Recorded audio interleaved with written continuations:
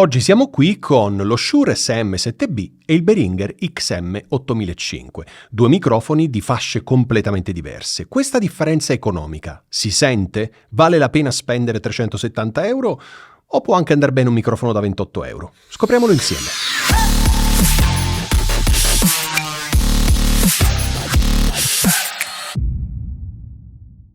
Oggi siamo qui con due microfoni, lo Shure SM7B, ormai famosissimo, lo conosci sicuramente benissimo, hai visto anche qualche video sul mio canale, e il Behringer XM8005 che anche conosci sicuramente bene e hai visto anche molte volte su questo canale. L'obiettivo di questo video è capire se vale la pena per avere un buon suono spendere 370 euro oppure accontentarsi di un microfono di 28-25 euro. Ok? Allora.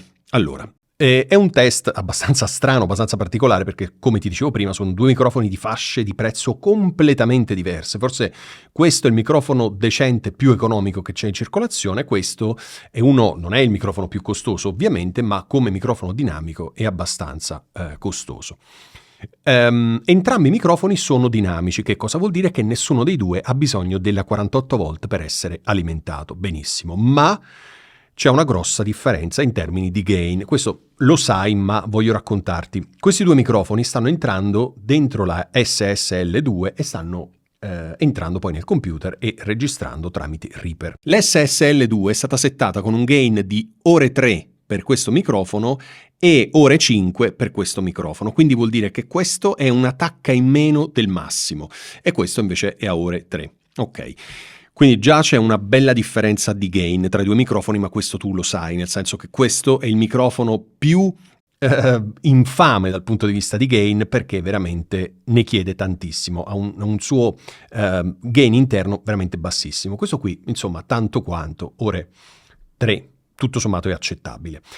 Nessuno dei due in questo momento è collegato a un cloud lifter o un mic booster o quello che sia, quindi stai ascoltando il suono pulito e non aggiungerò alcun tipo di effetto sui microfoni, quindi quello che ascolterai è assolutamente un suono pulito, ok? Quindi nessun effetto, né compressore, né equalizzatore, né deesser, niente.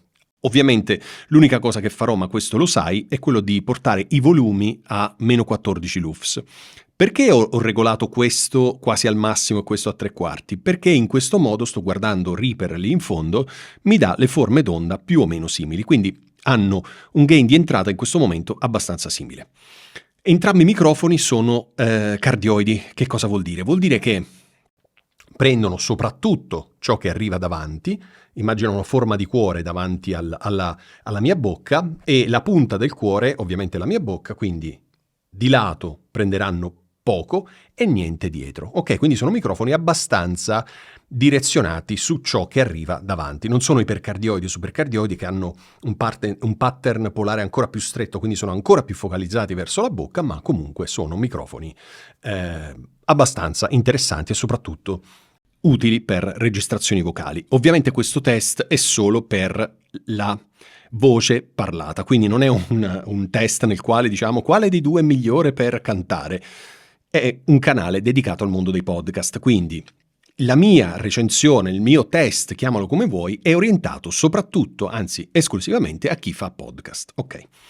Perché non sono un cantante, perché mi occupo di podcast, quindi molto molto semplicemente. Ok, in termini di peso non c'è paragone tra i due microfoni, perché questo è costruito, è proprio tutt'altro microfono, questo si chiama handheld, cioè microfoni che possono anche essere tenuti in mano, ma te lo sconsiglio vivamente perché fa tanto rumore. Questo è un microfono ovviamente super economico, quindi se lo tieni in mano fa veramente tanto rumore.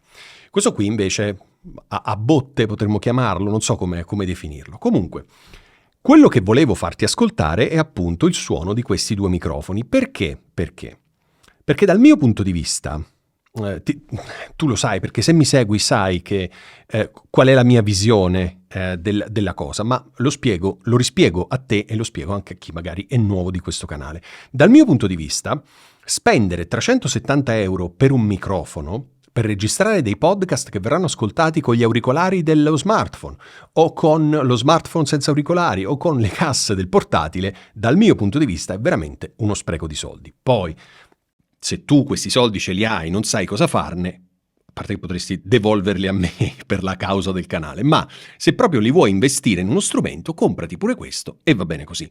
Ma sii onesto con te stesso, ascolta con le cuffie questo video e dimmi se la differenza di prezzo è così abissale tra questi due microfoni. Ovviamente lo sappiamo bene, questo è un microfono molto più definito, questo non è molto definito come microfono, ma non mettere le cuffie super professionali per ascoltare questo video, prova a ascoltarlo con gli auricolari dello smartphone. Ascoltami tramite smartphone e metti gli auricolari, come la maggior parte delle persone fa per ascoltare i tuoi podcast. Fatto?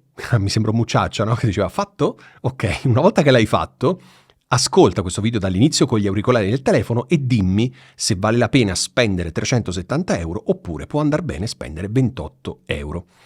Ti dico una cosa, guarda, da quando ho utilizzato la Behringer UM2, una scheda audio, trovi un sacco di review sul mio canale, ho capito veramente che al di là dei 16 bit e 48 kHz, quindi non è una scheda audio chissà di quali performance, ma riascoltando i miei video con gli auricolari collegati allo smartphone mi sono reso conto che tutta sta differenza di prezzo espressa proprio in valore non c'è, cioè un SSL2 che costa 200 e passa euro e una Behringer UM2 che costa 35 euro, 40 euro, ascoltando con gli auricolari, bla bla bla, come ti ho detto prima, tutta questa differenza non c'è.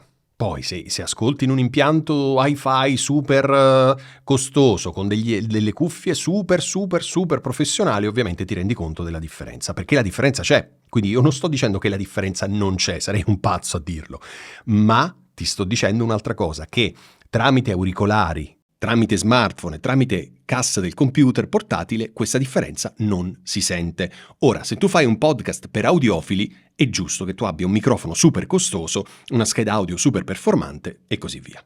E una stanza super trattata, non ce lo dimentichiamo. Ma se il tuo podcast è per l'uomo qualunque, questo microfono, dal mio punto di vista, è la scelta migliore, soprattutto se stai iniziando, perché io vedo tante persone che vogliono iniziare a fare podcast e si svenano, investono cifre mostruose per comprare microfoni super costosi tipo questo, schede audio super costose e così via, commettendo poi l'errore, tra parentesi, di non trattare acusticamente la stanza. Aperta e chiusa parentesi. Però voglio dire, non è una critica a chi ha soldi o vuole investire soldi, è un consiglio da fratello, perché tanto a me non cambia niente se tu compri questo o compri questo. Per me è la stessa cosa. Però da fratello maggiore, da persona barbuta con la barba bianca, quindi con un po' di esperienza, ti dico, se stai iniziando adesso, se hai iniziato da poco, se non hai un ambiente acusticamente trattato, vale la pena spendere 370 euro contro 30 euro, 28, 25 euro, quanto costa?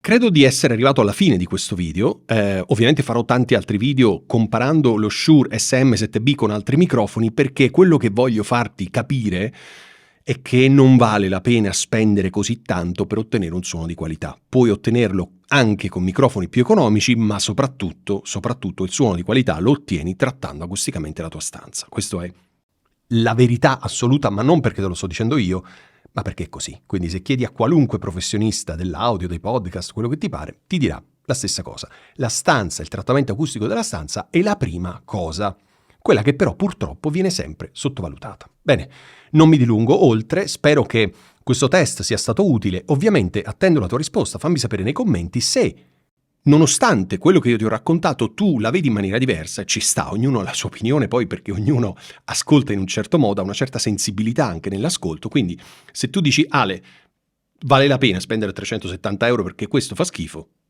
è la tua opinione, io la rispetto. Quindi aspetto i tuoi commenti, fammi sapere che cosa ne pensi, sul serio perché credo che sia abbastanza palese quello che ho detto, però mi rendo conto che ci possono essere altre opinioni che ovviamente sono tutte assolutamente rispettabilissime. Va bene? Allora, io per oggi ho finito, ti do appuntamento la prossima settimana e nel frattempo ti auguro buona registrazione con il microfono che più ti piace.